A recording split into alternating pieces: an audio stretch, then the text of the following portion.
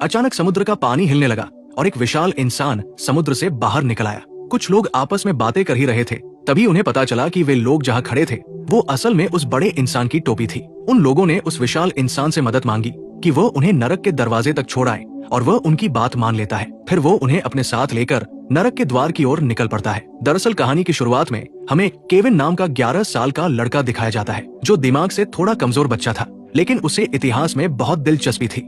एक रात जब उसने अपनी अलमारी खोली तो उसके अंदर एक टाइम पोर्टल था। पहले तो उसे लगा कि ये एक सपना है, लेकिन थोड़ी देर बाद उसके पास तीर आकर गिरने लगे।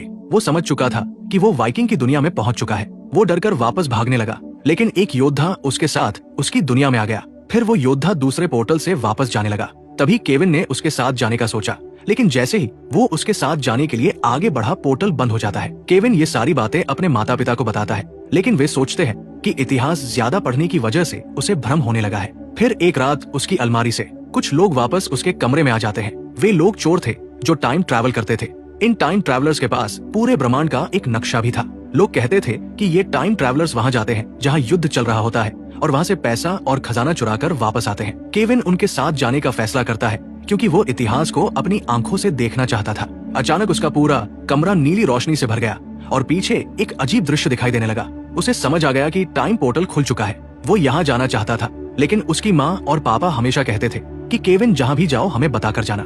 लेकिन अब केविन के पास बताने का समय नहीं था, इसलिए वो उन चोरों के साथ चला गया। जब उसे होश आया तो वो एक वाइकिंग जहाज पर था, जिससे उसे एहसास हुआ कि ये जरूर अमेरिकी और चीनी वाइकिंग्स के बीच का युद्ध है। जो चोर केविन के साथ आए थे उन्हें चोरी करते समय ये भी एहसास नहीं हुआ कि जहाज रानी का है और अब वे रानी के सैनिकों द्वारा पकड़ लिए गए थे। मारे जाने से पहले इन चोरों के लीडर, जो एक लड़की थी, रानी से चीनी भाषा में बात करने लगी। ये देखकर केविन हैरान रह गया कि उसे सारी भाषाएं कैसे आती है। असल में ये भाषाएं उन खास कैप्स की वजह से आती थी जो सभी टाइम ट्रैवलर्स पहनते थे। अब एक साथी टाइम ट्रैवलर ने वही कैप केविन को भी दे दी। इसकी वजह से केविन भी उनकी भाषा समझ और बोल पा रहा था। अपनी और अपने साथियों की जान बचाने के लिए केविन ने रानी को एक सलाह दी। उसने इतिहास की किताबों में पढ़ा था कि आज से 2 दिन बाद 3 देशों के 3 जहाज मिलकर उन पर हमला करेंगे। उनसे बचने के लिए केविन ने रानी को सलाह दी कि रात में बर्फीले पानी वाले रास्ते से निकल जाए। इस तरह वे तीनों देशों के हमले से बच जाएंगे। असल में यही विचार रानी को 2 दिन बाद आने वाला था, लेकिन केविन जो भविष्य से आया था, उसने इतिहास की किताबों में ये पढ़ रखा था। उसने ये सलाह देकर रानी का दिल जीत लिया। रानी केविन से इतनी खुश हुई कि उसने उसे अपने साथ रखने की जिद की ताकि वो आने वाली मुश्किलों में उसे सलाह देता रहे। लेकिन केविन ऐसा नहीं कर सकता था क्योंकि अब पानी में एक नया टाइम पोर्टल खुल चुका था और यहाँ से जाने का समय हो गया था। केविन भी बाकी टाइम ट्रैवलर्स के साथ पानी में कूदकर पोर्टल के अंदर चला गया। इस बार जब उसने आंखें खोली तो वो घास के मैदान में था। ये स्टोनहेंज के निर्माण की जगह थी। वहाँ बड़े बड़े पत्थर खड़े थे। केविन हमेशा सोचता था कि इन पत्थरों को बनाने का काम एलियंस ने किया होगा, लेकिन उसे पता चला कि स्टोनहेंज के लोग समय बिताने के लिए इन पत्थरों को बनाया करते थे। ये सब देखकर केविन बहुत उत्साहित था। वो अब उन चीजों को जान रहा था जो उसने इतिहास में कभी नहीं जानी थी। रात हो चुकी थी। सभी टाइम ट्रैवलर्स ने केविन को अपना परिचय दिया। केविन को पता चला कि ये सभी लोग भगवान के सेवक थे, लेकिन वे भगवान के अधीन काम करते करते थक चुके थे। आजादी के लालच में वे वहाँ से भाग आए थे। भागने के बाद उन्हें एहसास हुआ कि जीने के लिए बहुत सारी चीजों की जरूरत होती है, इसलिए उन्होंने चोरी करना शुरू कर दिया और चोरी करने के लिए उन्होंने भगवान का नक्शा चुरा लिया। इसके बाद ये लोग फिर से टाइम ट्रैवल करके एक युद्ध में पहुंचे। इस बार वे ग्रीस पहुंचे थे जहां युद्ध शुरू होने वाला था। कई सैनिक एक बड़े लकड़ी के घोड़े के अंदर छिपकर अपने दुश्मनों के महल में घुसने की कोशिश कर रहे थे। ये देखकर सभी टाइम ट्रैवलर्स हैरान रह गए। इससे पहले कि उनकी आवाजें दूसरे सैनिकों तक पहुंचती, घोड़े के अंदर बैठे लोगों ने कहा, अगर देखना है कि हम अंदर कैसे हैं, तो तुम भी अंदर आ जाओ। टाइम ट्रैवलर्स उनकी बात मानकर अंदर चले गए। अब घोड़े को महल के अंदर ले जाने का समय था, लेकिन उससे पहले बाहर के सैनिकों ने फैसला किया कि वे इस घोड़े को जला देंगे और इसकी आग देखकर मजा लेंगे। ये सुनते ही अंदर बैठे सभी लोग डर गए क्योंकि उन्हें लगा कि अब उनका आखिरी समय आ गया है। लेकिन पूरा घोड़ा जलने से पहले महल के सैनिकों को संदेश मिला कि घोड़े को मत जलाओ, ये बहुत सुंदर है और इसे महल में रखा जाएगा। इस तरह सबकी जान बच गई। अब वे महल के अंदर पहुंच गए और सभी टाइम ट्रैवलर्स चोरी में लग गए, जबकि केविन के पास कोई काम नहीं था। वो इधर उधर घूम रहा था कि तभी उसकी मुलाकात एक रानी से हुई। उस रानी के पास भविष्य देखने की शक्ति थी। वो पहले से भविष्य जानती थी। उसने केविन से कहा कि जल्द ही वो इस दुनिया को बचाएगा और बहुत बड़ा काम करेगा। इन्हीं बातों के दौरान सभी टाइम ट्रैवलर्स अपनी चोरी पूरी करके लौट आए और कहने लगे कि अब केविन को उसके समय में वापस भेजने का समय आ गया है। वे लोग केविन को भेजने की तैयारी कर ही रहे थे कि दूसरी तरफ शैतान को खबर मिल गई कि किसी ने भगवान के पूरे ब्रह्मांड का नक्शा चुरा लिया है। वो भी उस नक्शे को खोजने लगा। उसे पता चला कि चोर टाइम ट्रैवल करके केविन के घर आए थे, इसलिए उसने अपने एक दूत को नक्शा चुराने के लिए केविन के घर भेजा। जैसे ही शैतान वहां आया, केविन के माता पिता पत्थर की मूर्तियों में बदल गए। भगवान का शुक्र था कि केविन समय पर घर आ गया और उसने ये सब देख लिया। अब वो अपने टाइम ट्रैवलर दोस्तों से मदद मांगने गया, लेकिन वे शैतान का सामना करने के लिए तैयार नहीं थे, इसलिए उन्होंने नया टाइम पोर्टल खोला और उसके अंदर चले गए। केविन भी उनके साथ चला गया। केविन को पता था कि उसका नक्शा चोरी हो गया है, लेकिन वो परेशान नहीं था, क्योंकि अगर शैतान को वो नक्शा मिल जाता तो भगवान पूरी दुनिया को खत्म करके दोबारा बना देते। अब ये लोग टाइम ट्रैवल करके एक जंगल में पहुंचे जहां जंगली लोग रहते थे। केविन ने कहानियां सुनी थी कि जंगली लोग शहर वालों को खा जाते हैं। उसने अपने दोस्तों को भी ये बताया और वे भी डर गए, लेकिन उन लोगों ने उनका बहुत अच्छे से स्वागत किया और उन्हें फल वगैरह खाने को दिए। फिर उन्हें रानी के महल में ले जाया गया। केविन यहाँ मजे करने लगा और चोरी करने के बारे में सोचने लगा, लेकिन यहाँ चुराने के लिए कुछ खास था ही नहीं। ये लोग जंगल के रहने वाले थे और बहुत साधारण जिंदगी जीते थे। तभी उन्हें पता चला कि यहाँ मोर और तोते के पंखों से बना हुआ एक ताज है। वो ज्यादा कीमती नहीं था, लेकिन अगर चोर यहाँ से कुछ भी चुराए बिना जाते तो उनकी परंपरा टूट जाती, इसलिए उन्होंने वो ताज भी चुरा लिया। इसके बाद कुछ लोग उन्हें कपड़े देने आए। ये देखकर केविन फिर डर गया। उसे लगा कि जो कहानियां उसने सुनी थी वे सच है। पहले ये लोग अपने शिकार को खिलाते हैं, अच्छे कपड़े पहनाते हैं और फिर पिरामिड में ले जाकर मार देते हैं। सभी डर गए और अगले टाइम पोर्टल की तरफ भागने लगे, लेकिन अभी पोर्टल खुलने का समय नहीं हुआ था। वे एक चट्टान के पास रुक गए और जंगली लोग फिर उनके पीछे आ गए और उन्हें वापस ले गए। असल में इन जंगली लोगों के बारे में बहुत गलत बातें लिखी गई थी। ये लोग सिर्फ मकई की बलि देते थे। रानी ने कहा कि वे मकई की बलि इसलिए देते हैं ताकि लोग सबक सीखें कि अगर उनमें कोई चोर होगा तो उसका भी यही हाल होगा। ये सुनकर सभी टाइम ट्रैवलर्स डर गए, क्योंकि उन्होंने भी चोरी की थी और अब रानी का ताज भी गायब था। लेकिन रानी पहले ही वो ताज वापस रख चुकी थी।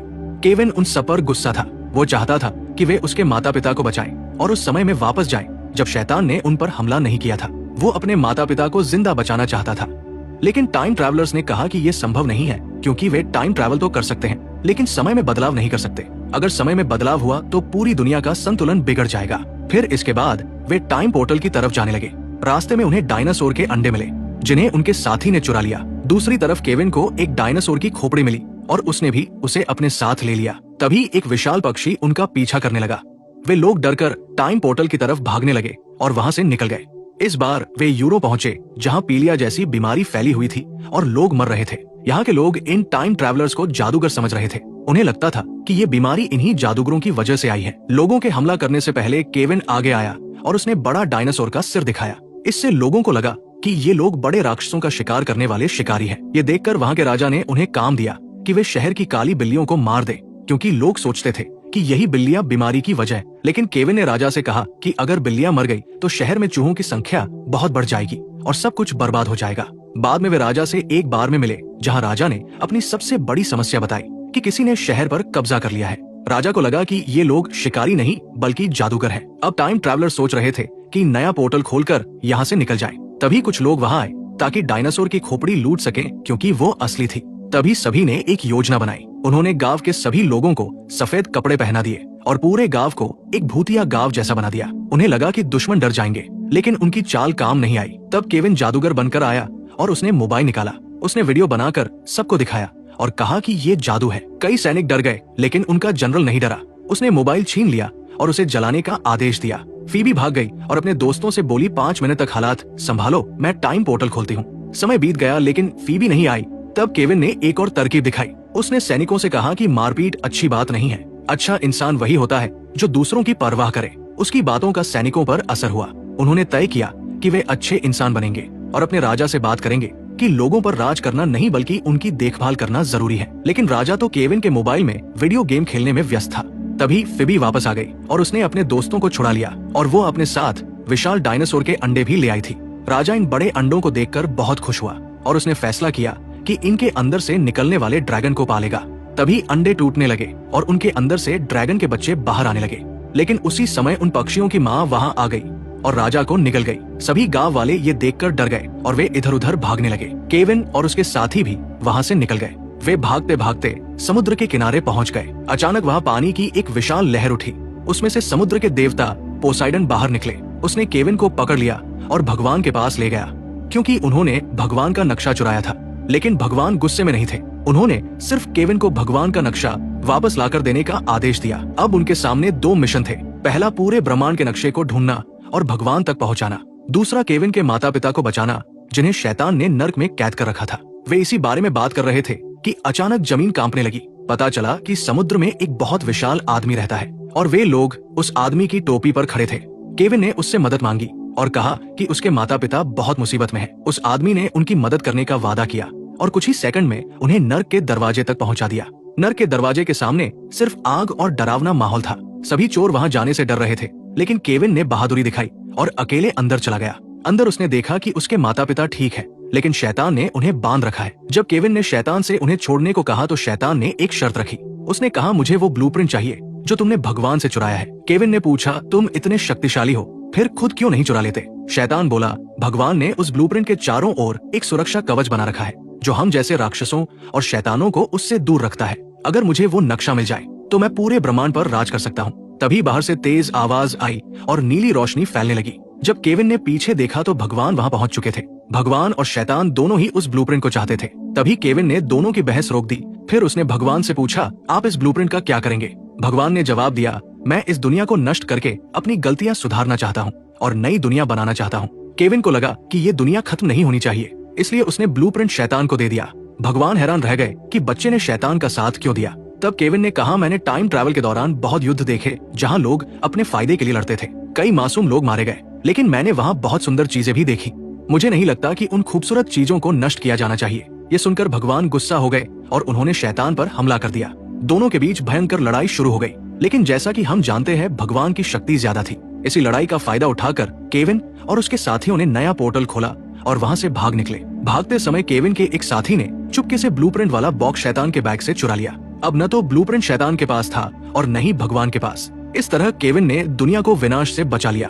जैसा कि रानी ने कहा था, उसने सच में बहुत बड़ा काम किया। सभी लोग बहुत खुश थे, लेकिन जैसे ही शैतान को इस धोखे का पता चला, वो गुस्से से भर गया। आखिर में सभी लोग बाहर हंसते हुए दिखाई देते हैं और वे फिर से टाइम ट्रैवल पर निकल पड़ते हैं। यही इस सीजन का अंत हो जाता है, एक नए रहस्य के साथ कि अगली बार वे कहाँ जाएंगे। दोस्तों, आपको ये कहानी कैसी लगी कमेंट बॉक्स में जरूर बताएं और ऐसे ही वीडियो देखने के लिए हमारे चैनल को सपोर्ट करें और छोटा सा क्लिक करके चैनल को सब्सक्राइब जरूर करें ताकि हम आप तक ऐसी बहुत सी कहानियां पहुंचा सके।